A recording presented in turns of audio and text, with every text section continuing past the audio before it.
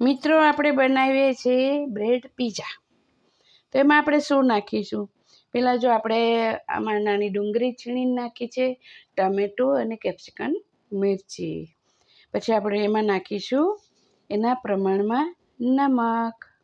પછી નાખીશું એના પ્રમાણમાં મરિયા, એક ચપટી મરિયા એના પ્રમાણમાં નાખવાના. પછી આપણે એને મિક્સ કરી લઈશું. પછી નાખીશું આપણે છીણેલું ચીઝ અને પછી ઓરેગાન અને ચીલી ફ્લેક્સ. આ આપણે નાખવાનું છે. તો પહેલાં આપણે એને શું કરવાનું છે? ઓછા ઘીમાં થોડું થોડું એને શેકી લેવાની છે. અને પછી આપણે એને મસ્ત રીતે બ્રેડ પીઝા બનાવીશું મિત્રો. ઓકે, હવે આપણે અંદર બધો મસાલો ભરીશું. હવે છે ને આપણે પહેલું આપણે લગાવીશું પીઝા સોસ બ્રેડની અંદર. આ રીતે આપણે બનાવવાનું છે. જો મસ્ત રીતે કંઈ જરા કે કોરું ના રહે ને એવી રીતે મસ્ત આપણે લગાવી લેવાનું છે. પછી નાખીશું આપણે જે આપણે તૈયાર કરેલું છે ને મરચું, ડુંગળી. તો એની અંદર આપણે નાખ્યું છે મીઠું અને મરિયા. તો એને સરસ રીતે આપણે આમ લગાવી દેવાનું છે આખું સરસ. તો એકદમ મસ્ત બ્રેડ પીઝા આપણને બહુ જ મજા.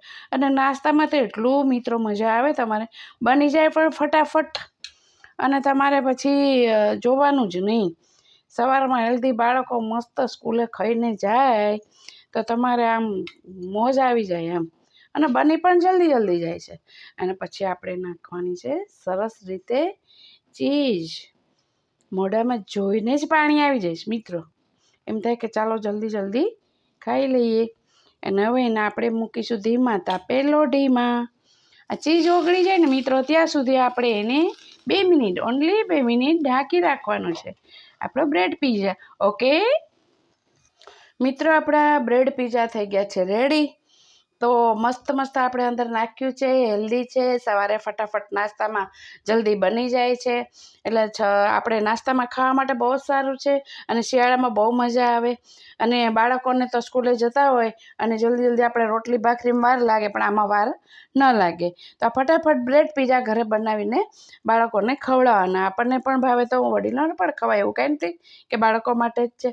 તો આ બ્રેડ પીઝા બનાવજો મિત્રો. કોમેન્ટ કરજો, લાઈક, શેર અને સબસ્ક્રાઈબ મિત્રો જરૂર કરજો. સર્વ મિત્રોને મારા જય શ્રી કૃષ્ણ.